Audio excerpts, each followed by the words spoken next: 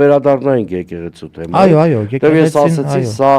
իսկապես շատ արտարոց իրադարձություն է, նույնիսկ սովետական միության տարիներին, եւ տոտալ վերահսկողություն կար կյանքի բոլոր ոլորտների, այդ թվում եկեղեցու նկատմամբ,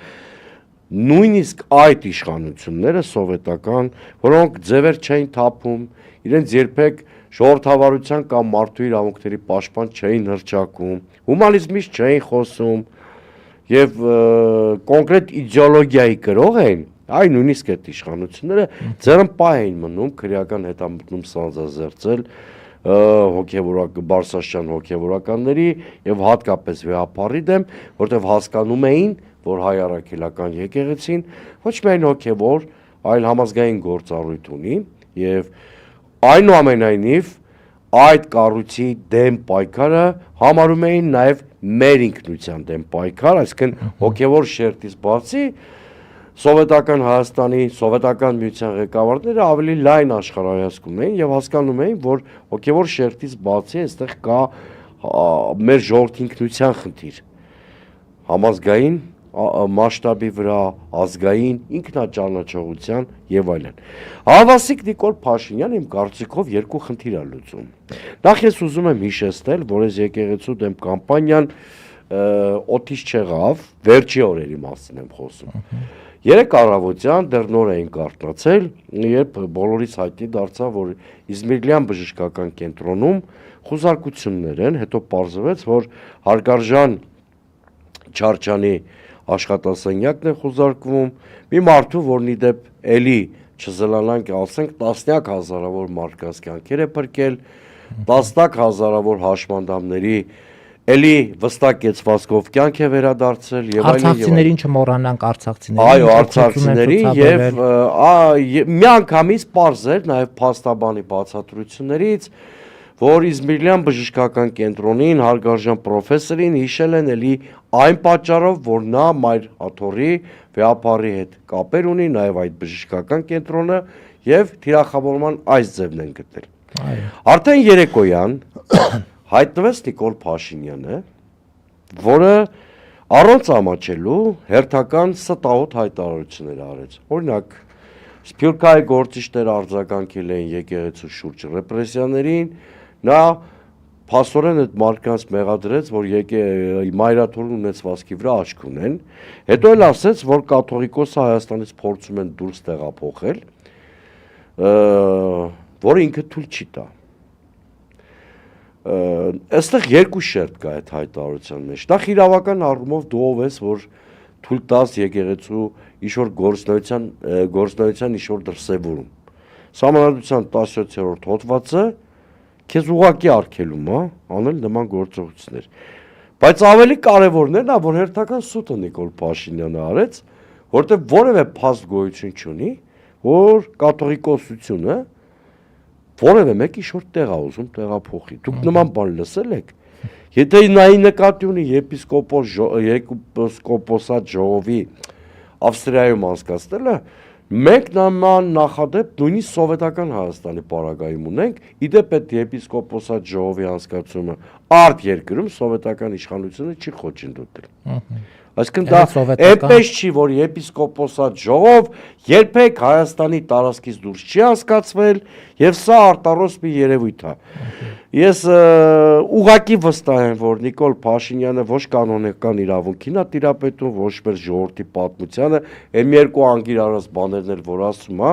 մոտավորապես ենթադրում եմ ինչ շրջանակներ են նրան կերակրել նման ինֆորմացիաներով, դա շատ կսկտուր եւ մակերեսային պատկերացումներ են եկեղեցու վերաբերյալ։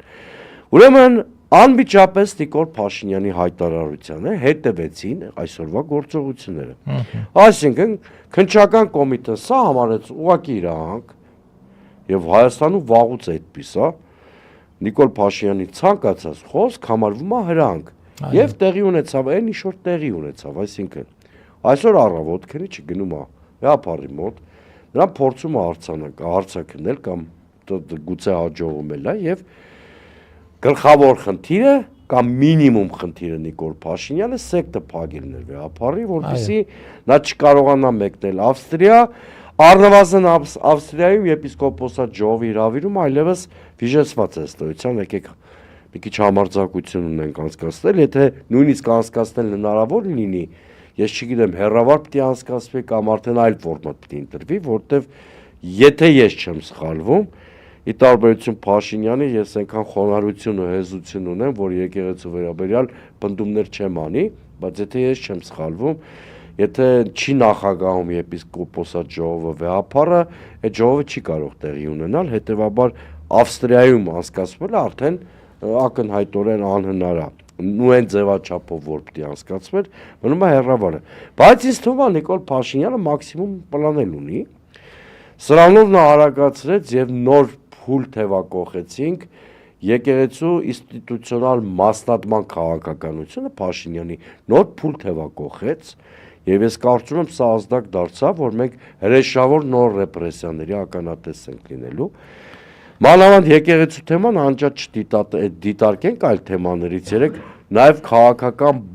բնույթի ռեպրեսիվ հայտարարություններ արել Նիկոլ Փաշինյանը։ Պարոն Սուրենյանց, այն որ մենք չենք զարմանում, հա, այս ազգակործանի քայլերը այլևս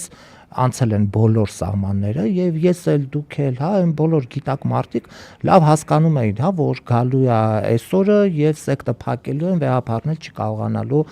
գնալ հասնել եպիսկոպոսած ժողովն էլ չէր կայանալու առանց վեհապարի։ Հիմա այլ տեսանկյունից եմ ուզում, հա, նայել։ Ես քայլելով գալիս էի Սարյան փողոցից։ Իմ մոտ տպավորություն էր, որ ես իմ մտքերով նոր էի լսել այս վիճակները մտքերով է եւ այլն, բայց տպավորությունը, որ մենք հասարակության մեջ մարդկանց լսեցնելու, հասկացնելու, այս կողմ բերելու, սթափեցնելու, լիքը գործ ունենք անելու, որ չենք արել։ Օրինակ, մարդիկ իրենցից անհոգ, բան, տես նստած կաֆեներում, մի քիչ եղանակը տաք էր, այսօր էլ Վալենտինի կամ Սիրահարների օր է, սերսեր էին խաղում, գրկախառնված, բան լավա որ այդ կա, ես չեմ ասում հետասարների իհարկե սիրել խաղան, սիրենել, սիրվենել։ Տպավորությունն էր, որ ես լրիվ ուրիշ Հայաստանի այսպես ասած մայթերով եմ քայլում, այս մարդիկ ուրիշ մայթերում նստած վայելում են իրենց կյանքը։ Հիմա այս իրականության մեջ, երբ որ մենք գիտենք, որ այս իշխանությունները այլևս բոլոր կարմիր գծերը հատել են, անցնելու են էլ ավելի բեթար իրավիճակի, հա, այս մարդիկ որոշել են եւ գնում են ազգակործան ծրագրերի իրագործման վերջնական փուլ են մտել այս մարդիկ։ Հիմա մենք ինչ պիտի անենք, մենք միայն պետքա պատրաստվենք ընտրությունների, այն որ կան նաեւ այսպես փոքր եւ միջին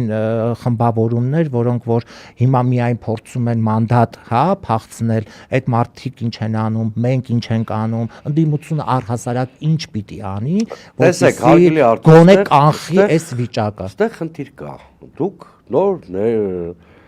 ներկայացնում եք տարբեր Հայաստանների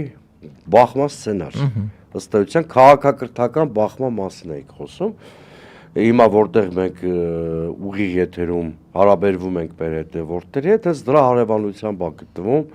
Սարյան փողոցը իր այդ երիտասարդությանը գրավող սրճարաններով։ Շատ բնական է, որ երիտասարդությունը պիտի մի քիչ ազատ լինի, նաև սիրվի, մանավանդ այսօր խորհուրդ ունի, բայց որ այն ինչ կատարվում է Հայաստանում դրան adekvat չեն ոչ քաղաքական համակարգի, ոչ հասարակության,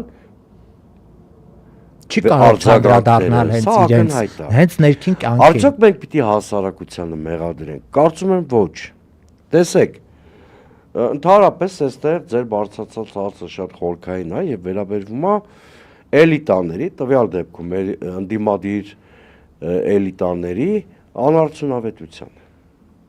որովհետև հասարակություններին մոբիլիզացնելու առաքելությունը դրված է հենց ընդդիմադիր էլիտաների վրա։ Այո։